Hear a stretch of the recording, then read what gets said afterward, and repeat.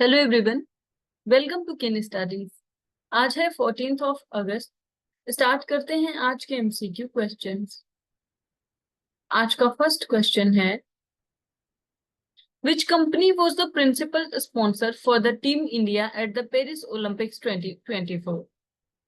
यहाँ पर आपसे पूछा जा रहा है, पेरिस ओलंपिक्स 2024 में टीम इंडिया के लिए मुख्य प्रायोजक कंपनी कौन सी थी। आपके ऑप्शंस हैं Tata group, Reliance industries, Adani group या फिर इंफोसिस। और इस क्वेश्चन में आपका करेक्ट ऑप्शन हो जाएगा ऑप्शन सी। सो अडानी ग्रुप रहा था प्रिंसिपल स्पॉन्सर। आप यहां देख सकते हैं, Gautam Adani, chairman of the Adani group, announced that the conglomerate is sponsoring the Indian team for the 2024 Olympics Games in Paris. So Adani Group pledged full support to Indian athletes, emphasizing their rigorous training and preparation ahead of the Olympics. So the campaign includes an inspiring film showcasing Indian athletes preparing for Olympics, aiming to surpass the medal tally of the previous Tokyo Olympic. Since 2016, the Adani Group has supported over 28 athletes in various sports like boxing, wrestling, tennis, javelin throw and others. बढ़ते हैं next question की ओर।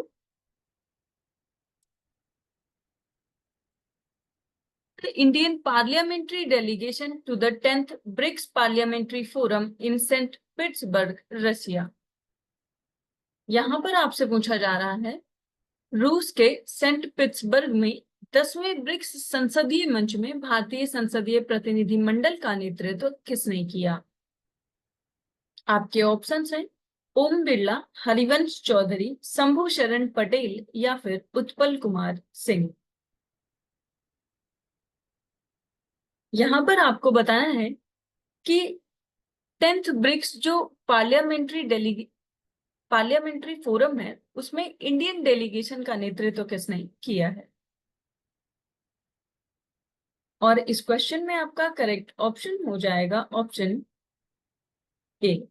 सो इसमें नेतृत्व प्रदान किया है Lok Sabha speaker Om Birla ने। आप यहां देख सकते हैं, Om Birla, Lok Sabha speaker, led the Indian parliamentary delegation to the 10th BRICS parliamentary forum in Saint Petersburg, Russia, जो कि शेड्यूल्ड है 11th और 12th ऑफ जुलाई को। So the delegation includes Harivansh, deputy chairman of Rajya Sabha, और अदर मेंबर्स में शामिल हैं शंभू शरण Patel, Utpal Kumar Singh, PC Modi, who holds key position in Indian Parliament. So the forum's theme is the role of parliaments in strengthening multilateralism for equitable global development and security. And participants include speakers and members of parliament from BRICS nations and invitee countries like Azerbaijan, Armenia, Belarus, Kazakhstan, Kyrgyzstan, Tajikistan, Uzbekistan and Turkmenistan. So BRICS के बारे में बात करें तो ये एक inter governmental organisation है जिनमें शामिल हैं Brazil, Russia, India, China, south Africa, Iran, Egypt, Ethiopia and UAE. और इसको स्टैब्लिश किया गया था 2009 में। वर्तमान समय में जो ब्रिक्स फोरम है, इसकी अध्यक्षता रशिया के पास है। ब्रिक्स के फाउंडिंग कंट्रीज की बात करें तो इनमें बस 4 ही शामिल हैं, ब्राजील, रशिया, इंडिया और चाइना। इसके बाद साउथ अफ्रीका ने बाद में 2010 में इस ग्रुप को ज्वाइन किया था। बढ़ते हैं नेक्स्ट क्वेश्चन की ओर। What is the bilateral trade goal set by India and Russia to achieve by 2030? यहां पर आपसे पूछा जा रहा है, भारत और रूस द्वारा 2030 तक हासिल करने के लिए निर्धारित द्विपक्षीय व्यापार लक्ष्य क्या है। आपके ऑप्शंस हैं $50 बिलियन, $100 बिलियन, $150 बिलियन या फिर $200 बिलियन। और इस क्वेश्चन में आपका करेक्ट ऑप्शन हो जाएगा ऑप्शन बी। सो भारत और रूस का जो निर्धारित द्विपक्षीय व्यापार लक्ष्य है 2030 तक, वो है $100 बिलियन। आप यहाँ देख सकते हैं Prime Minister Narendra Modi and President Vladimir Putin have set an ambitious target of achieving $100 billion in bilateral trade between India and Russia by 2030. So bilateral trade between the two countries surged to 65.7 billion in the fiscal year 2023 and 24, largely driven by India's increased imports of Russian crude oil amid Western sanctions. So the focus of trade discussions centered on ensuring predictable and assured supplies of Russian crude oil, fertilizers, and nuclear fuel for India's Kundankulam power plant. PM Modi emphasized that cooperation with Russia in energy supplies played a crucial role in stabilizing global markets amid a global fuel crisis. बढ़ते हैं next question की ओर। Which campaign did the government of India launch to boost patriotic sentiment leading up to Independence Day? यहां पर आपसे पूछा जा रहा है भारत सरकार ने स्वतंत्रता दिवस से पहले देशभक्ति की भावना को बढ़ाने के लिए कौन सा अभियान शुरू किया है? आपके ऑप्शंस हैं Digital India campaign, Clean India mission, Har Ghar Tiranga या फिर मेक इन इंडिया। और इस क्वेश्चन में आपका करेक्ट ऑप्शन हो जाएगा ऑप्शन डी। सो अभी जो कैंपेन शुरू किया गया है वो है हर घर तिरंगा। आप यहाँ देख सकते हैं the government of India launched the campaign from 9th of August to 15th and it aims to boost patriotic sentiment in the lead up to Independence Day. So the campaign encourages citizens to participate by uploading selfies with the national flag and features cultural programs and a Tiranga bike rally. Culture Minister Gajendra Singh Shekhawat urged participation, encouraging citizens to upload selfies with the national flag on the official website. तो आप ध्यान रखेंगे हर घर तिरंगा ये अभियान शुरू किया गया है जो कि रन करेगा 9th of August से 15th of August तक। बढ़ते हैं नेक्स्ट क्वेश्चन की ओर। Recently, President Murmu was awarded Timor-Leste's highest civil honor, in which continent is the island nation Timor-Leste located? यहाँ पर आपसे पूछा जा रहा है हाल ही में राष्ट्रपति द्रौपदी मुर्मू को तिमोर लेस्ते के सर्वोच्च नागरिक सम्मान से सम्मानित किया गया है और आपको बताना है कि यह द्वीपीय राष्ट्र तिमोर लेस्ते किस महाद्वीप में स्थित है? आपके ऑप्शंस हैं एशिया, साउथ अमेरिका, अफ्रीका या फिर ओशिनिया।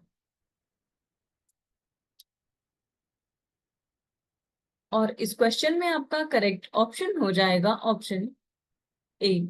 सो ये स्थित है एशिया में। आप यहाँ देख सकते हैं President Draupadi Murmu was accorded the Grand Collar of the Order of Timor-Leste, the highest civil award by President Jose Ramos Horta at the Presidential Palace in Delhi. So Timor-Leste, also known as East Timor, is located in Southeast Asia, and this island nation occupies the eastern half of the island of Timor, and it shares maritime border with Indonesia and Australia. So Timor-Leste gained independence from Indonesia in 2002 and has since been a democratic republic. The country's capital is Delhi and its official languages are Tetun and Portuguese.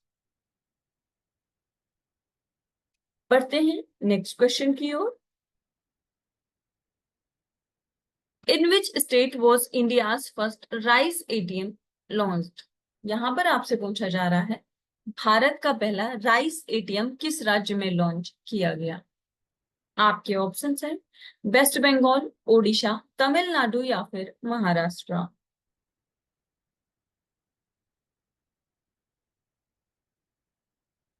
और इस question में आपका correct option हो जाएगा option B. सो इसको launch किया गया है ओडिशा में। आप यहाँ देख सकते हैं, the state of Odisha has launch India's first rice ATM known as Annapurti grain ATM. So this innovative machine is designed to revolutionize the public distribution system for ration card holders.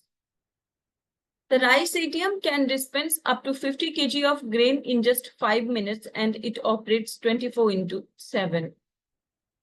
The machine ensures accurate weighing, eliminates long queues and reduces issues related to theft and black marketing. The rice ATM was launched by Odisha's Food Supplies and Consumer Welfare Minister Krishna Chandra Patra, and the machine was developed in partnership with the World Food Programme, and it will be rolled out across all 30 districts of Odisha. तो आप ध्यान रखेंगे, first rice ATM launch करने वाला जो state है वो है ओडिशा। बढ़ते हैं नेक्स्ट क्वेश्चन की ओर।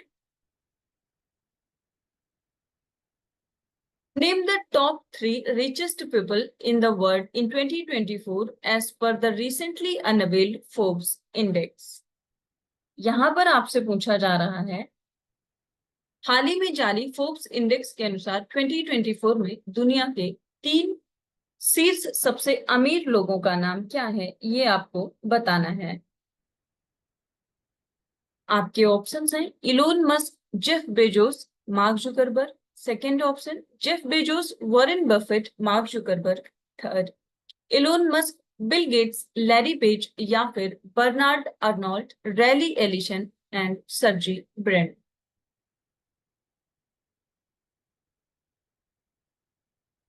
और इस क्वेश्चन में आपका करेक्ट ऑप्शन हो जाएगा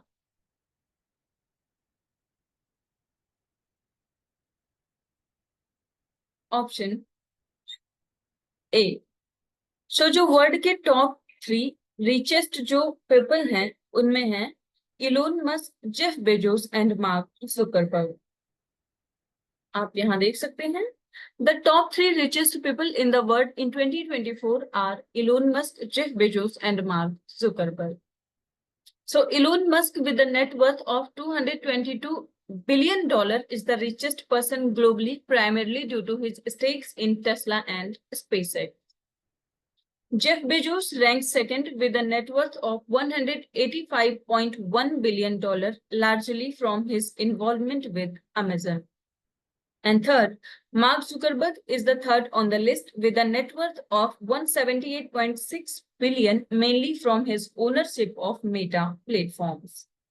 इसके साथ फोर्थ प्लेस पर है Bernard Arnault, Larry Ellison fifth, Warren Buffett sixth, seventh पर है Larry Page, Bill Gates eighth पर, सर्जी ब्रिन नाइन्थ और स्टीव बॉलमर हैं 10th पर।